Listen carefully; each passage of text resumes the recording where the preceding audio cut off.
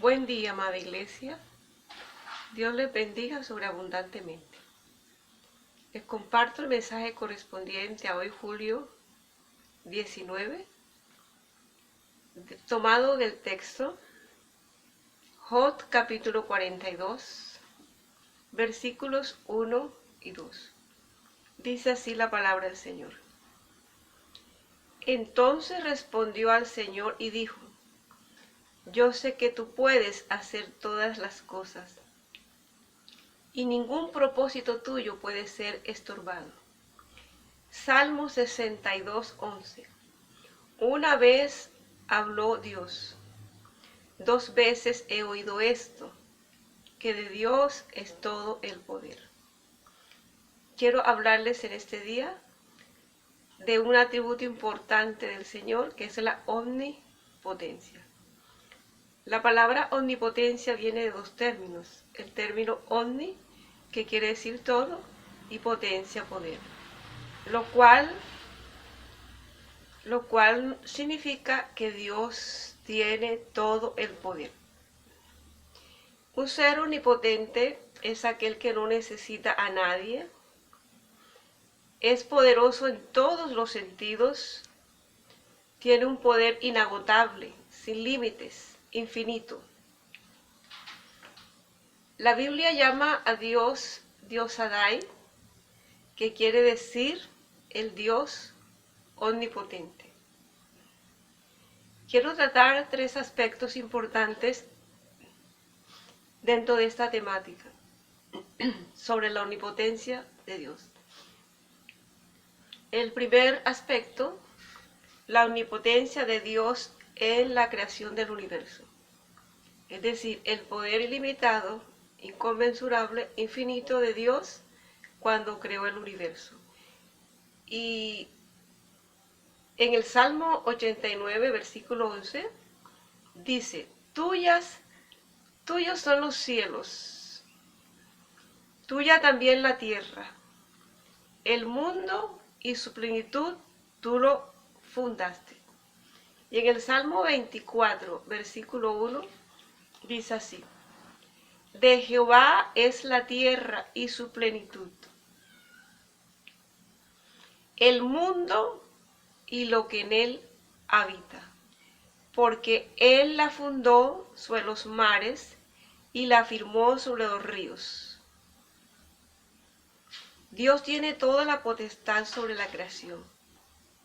Él creó todo lo que existe, y en ninguna parte es tan tangible la omnipotencia de Dios que en su creación. Si nosotros nos vamos al libro de Génesis en el capítulo 1, en todo ese capítulo narra la manera tan extraordinaria como Dios creó todo lo que existe. Y vemos que los seres humanos, para hacer cualquier creación de cualquier tipo, necesitamos recursos económicos, recursos humanos, necesitamos materiales y una serie de herramientas. Por ejemplo, para construir el Titanic se necesitó mucho dinero, mucho tiempo, muchas herramientas, muchos materiales, mucho personal especializado.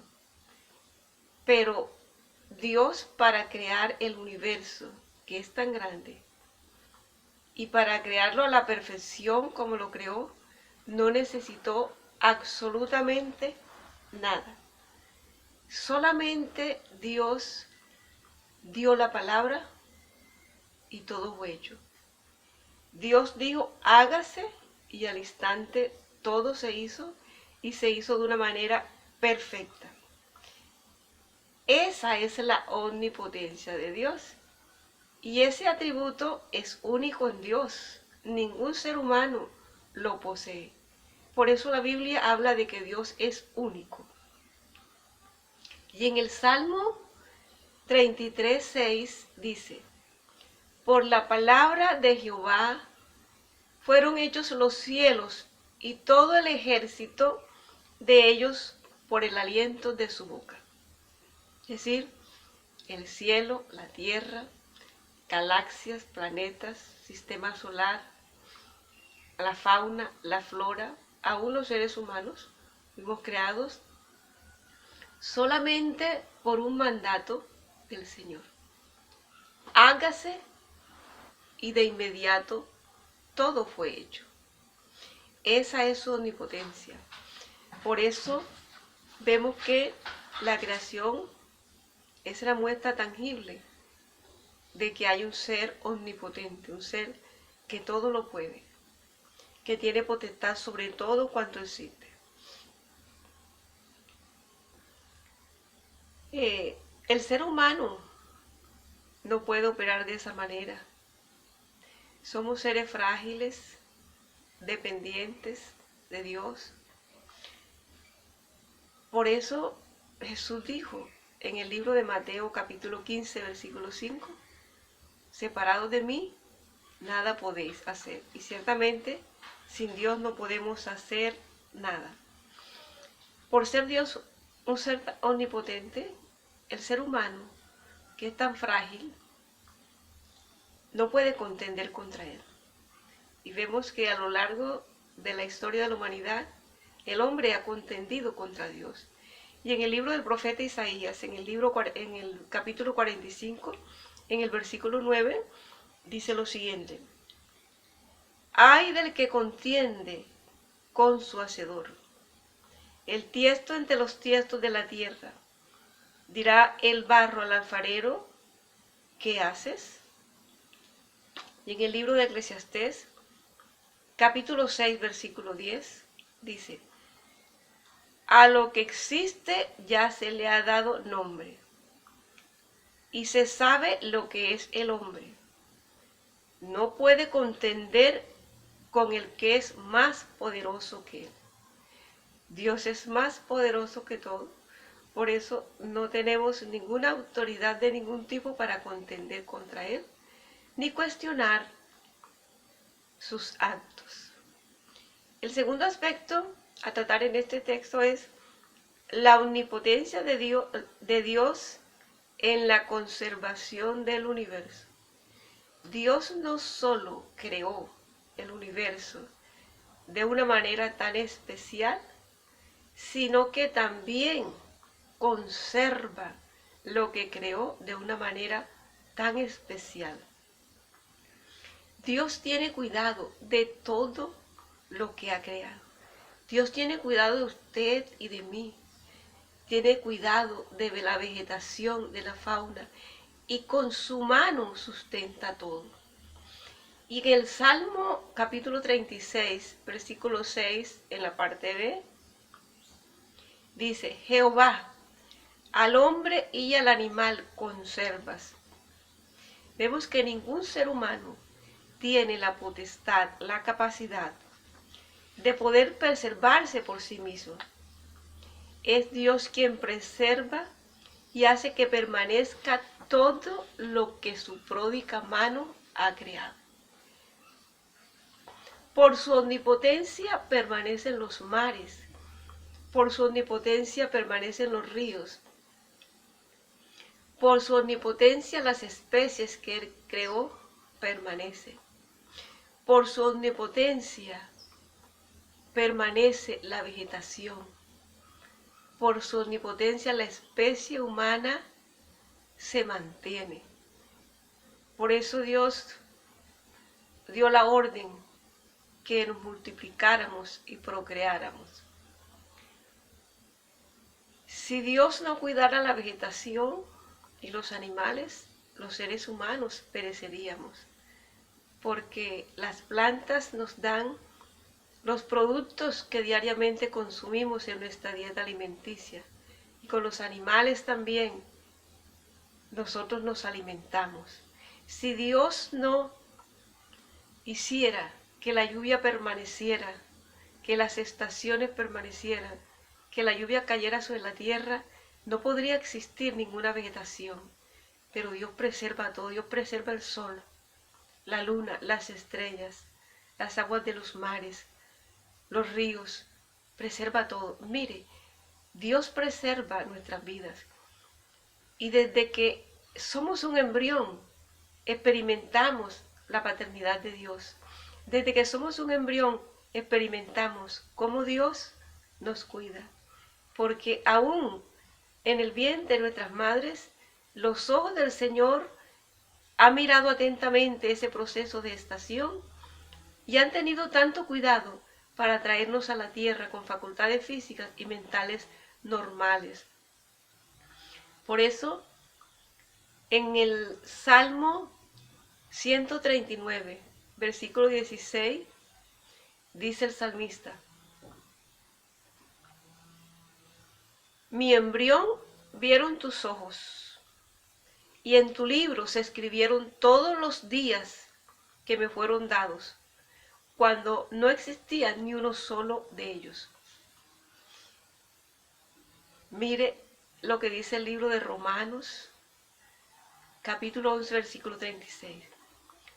Porque de Él, y por Él, y para Él son todas las cosas. El tercer aspecto de la omnipotencia de Dios es que Dios es omnipotente en su juicio. No solamente es omnipotente en la creación del universo, no solamente tuvo ese poder limitado para crear el universo, no solamente es omnipotente en la conservación de lo que creó, sino que también es omnipotente en sus juicios. Y en el libro del profeta Isaías, en el capítulo 26, en el versículo 9, en la parte B, dice: pues cuando los juicios de Dios llegan a la tierra, los habitantes del mundo aprenden lo que es justicia. Cuando Dios decide juzgar al mundo, no hay poder humano que lo pueda detener. Y siempre a lo largo de la historia de la humanidad, Dios ha ejecutado juicios. Y dice la Biblia que sus juicios son irrevocables y que son justos. A nosotros a veces nos parece que son injustos, pero no podemos cuestionar la justicia de Dios. Dios envió un diluvio a la tierra. Él abrió las ventanas de los cielos y rompió las cataratas de los abismos. Y toda la raza humana, excepto Noé y su familia, fue arrastrada por la ira del Señor. Y esto lo vemos en el capítulo 7 del libro de Génesis. Ahí se narra todos los acontecimientos del diluvio universal. Dios hizo un juicio en aquella generación. Dice que Dios vio la maldad de la gente y a Dios le dolió en el corazón haber creado al hombre y dictaminó que iban a ser raídos de la faz de la tierra. Y promulgó un juicio y ese juicio fue ejecutado a través del diluvio universal. Por eso en el libro de Mateo capítulo 24, en el versículo 37 al 39, Jesús habla con sus discípulos y les cita el diluvio universal como un suceso real para que trajeran una lección para el futuro. Y miren lo que dice: más como en los días de Noé, así será la venida del Hijo del Hombre. Jesús dice, porque en aquellos días antes del diluvio estaban comiendo y bebiendo, casándose y dándose en casamiento, hasta el día en que Noé entró en el arca. Y no entendieron hasta que vino el diluvio y se llevó todo. Así también será la venida del Hijo del Hombre. Aquí Jesús le está hablando sobre la segunda venida, sobre otro acontecimiento. Y pone como ejemplo el diluvio. Y les dice, así como aquella primera generación estaban confortablemente, comían, bebían, se casaban, se daban en casamiento, llevaban una vida normal, distraídos, pero vino el diluvio y arrasó a toda la raza humana. Así será también otro acontecimiento escatológico venidero, será la segunda venida del Señor, en el cual la humanidad estará haciendo sus actividades normales, casándose, dándose en casamiento, comiendo y bebiendo, pero llegará el día de la segunda venida del Señor. Y por eso Él, en el libro de Mateo 24, versículo 42, dice: estad despierto y velad, porque no sabéis a qué hora vendrá el Señor. Y dice la Biblia en ese mismo capítulo que el día y la hora nadie lo sabe, que ni los ángeles ni el Hijo, sino solamente el Padre. Jesús alerta a las generaciones a estar alerta, a estar preparados para ese segundo acontecimiento, porque en el primer acontecimiento la gente no creyó la palabra que se había declarado de la boca de Dios, y todos estaban distraídos y fueron sorprendidos. Por eso Jesús les habla a sus discípulos para que no fueran sorprendidos. Y Dios le habla a su iglesia para que su iglesia, este acontecimiento, la segunda venida del Señor, no nos coja distraídos. Dios se revela a Abraham.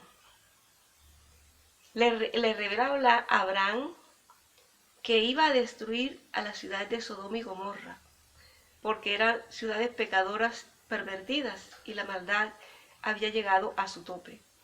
Y eso lo encontramos en el libro de Génesis capítulo 18.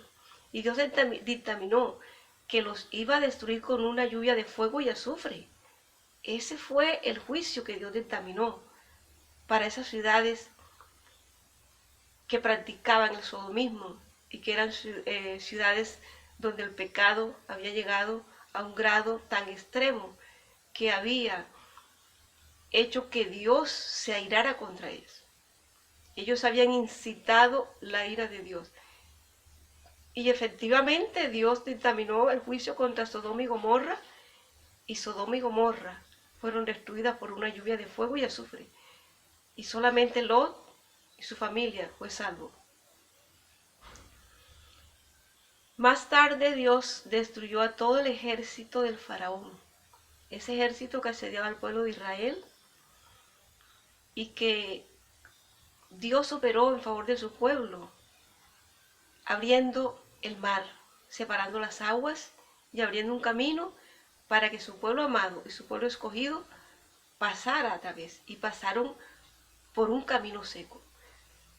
Y después el ejército del faraón intentó, y por ende pasó a través de ese camino, pasar el mar, y ellos empezaron, pero cuando el Señor dio la orden que las aguas volvieran, ellos se ahogaron todos.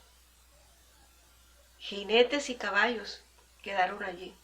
Y se cumplió la palabra que Moisés había dicho al pueblo: tengan ánimo, no teman, porque ese pueblo que los ha asediado nunca más os volveréis a ver. Y nunca más los volvieron a ver. El Señor ejecutó un juicio contra el faraón, contra su ejército.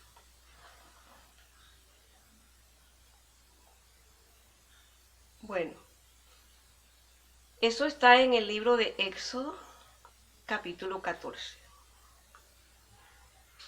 En el Salmo 5, versículo 1,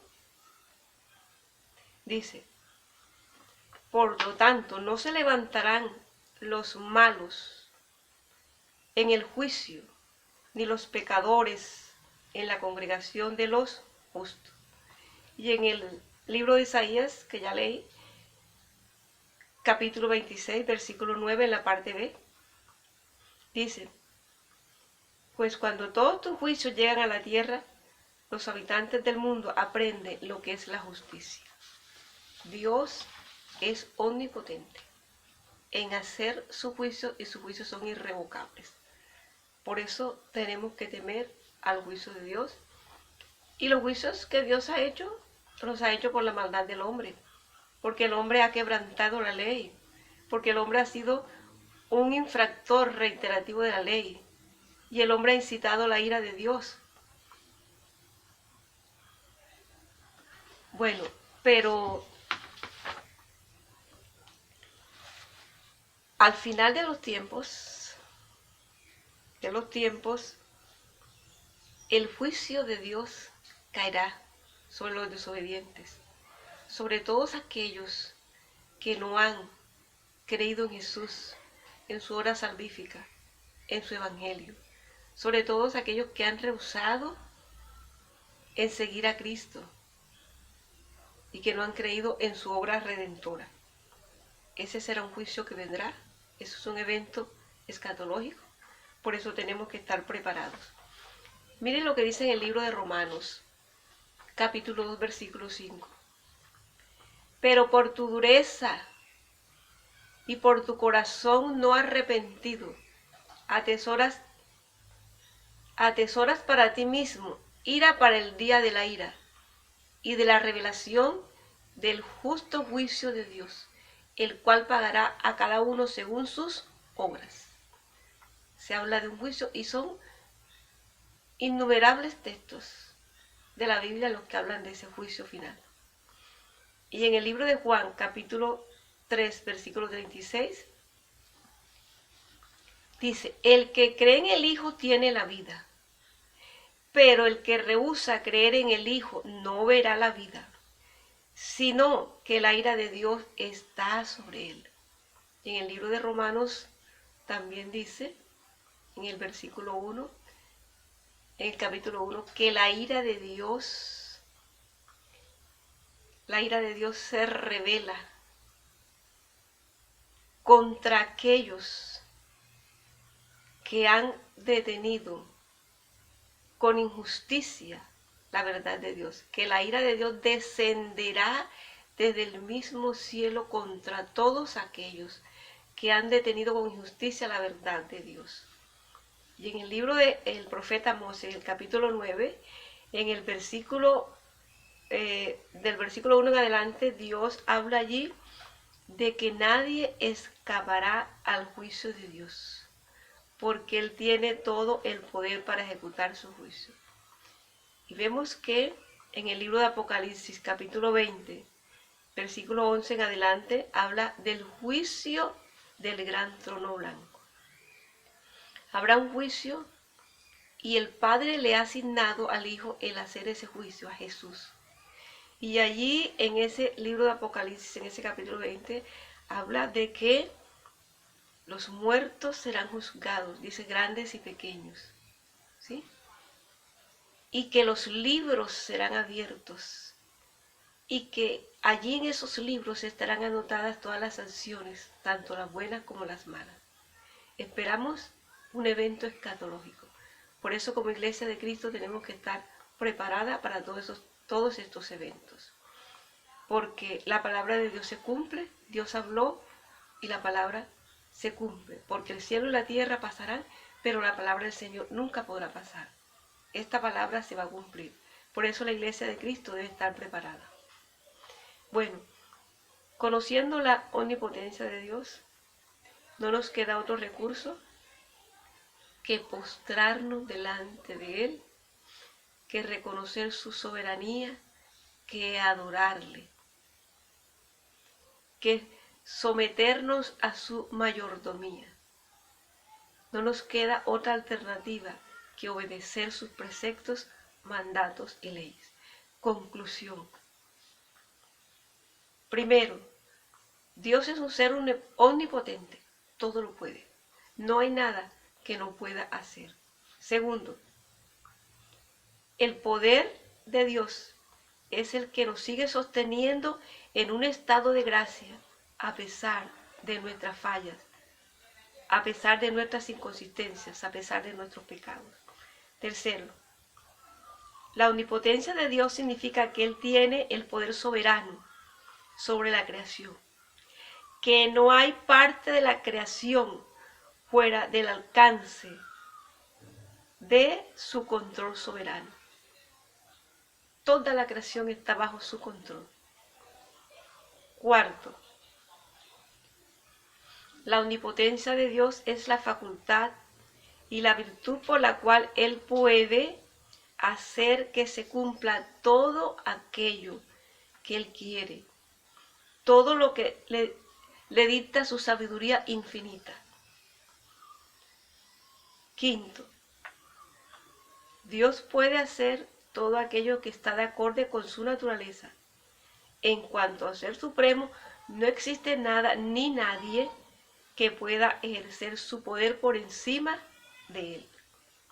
Sexto, la obra omnipotente de la creación universal emergió de la nada. Un simple mandato de Dios y todo fue hecho. Hágase y todo fue creado. Séptimo, solo hay 4 cosas que Dios no puede hacer. Pero no las puede hacer no porque no sea omnipotente, Él todo lo puede hacer, sino porque su poder no puede divorciarse, oiga bien, divorciarse de su perfección divina. Él es perfecto, Él es santo, y como tal, Él no puede pecar. No puede pecar porque su naturaleza divina se lo impide. En Él no hay pecado, Él es perfecto. Él no puede mentir. Él no es hombre para mentir, ni hijo de hombre que se arrepienta. No lo puede hacer porque eso va en contra de su naturaleza divina. Y en Él está toda la verdad. No puede cambiar porque Él es el mismo de ayer, de hoy y por todos los siglos. Y la palabra dice que en Él no hay mudanzas ni sombras de variación. Y no puede negarse a sí mismo. Él es Dios. No se negó a sí mismo. Él entregó a su Hijo. Se desprendió de lo que más amaba para salvar a la humanidad por amor, porque su esencia es amor. Y por último, la omnipotencia de Dios nos debe conducir a adorarle y a confiar en Él. Porque si Él es omnipotente, si Él todo lo puede, lo que no podemos hacer nosotros, lo puede hacer Él. Si Él tiene potestad sobre el cielo, la tierra, el universo, su plenitud y todo lo que habita, entonces lo que está fuera de nuestro alcance, Él lo puede alcanzar. Y termino con esta cita. Lo que es imposible para los hombres, para Dios es posible, porque Dios es un ser omnipotente. Este es el mensaje que Dios puso en mi corazón para su amada iglesia. Quiero orar. Padre que estás en los cielos, te doy gracias por tu inmenso amor y por tu misericordia. Gracias por la obra redentora de Jesús en la cruz del Calvario. Gracias, Señor, porque cuando Cristo derramó su sangre, allí en ese madero, Dios amado, el velo fue quitado, Señor. Y hoy tenemos acceso al trono de la gracia. Y hoy, Señor, podemos hablar directamente contigo, Dios amado. Hoy, Señor amado, hay libertad para llegar a tu presencia, Señor. Gracias te doy en este día por tu respaldo. Te doy gracias por la iglesia, Casa de Oración Unción, por cada familia de esta iglesia. Gracias por la población mundial. Gracias por todo lo que has creado, por todos aquellos habitantes del planeta que han conocido de ti, Señor. Y presento a aquellos que no te conocen, Padre, para que tu plan salvífico llegue a ellos, Señor, para que tu obra redentora, Señor, Padre, pueda ejecutarse, Señor, en ellos y ellos puedan ser salvos. Yo te doy gracias y bendigo tu nombre en el poderoso nombre de Cristo Jesús. Amén. Dios les bendiga, amada iglesia. Nos vemos pronto.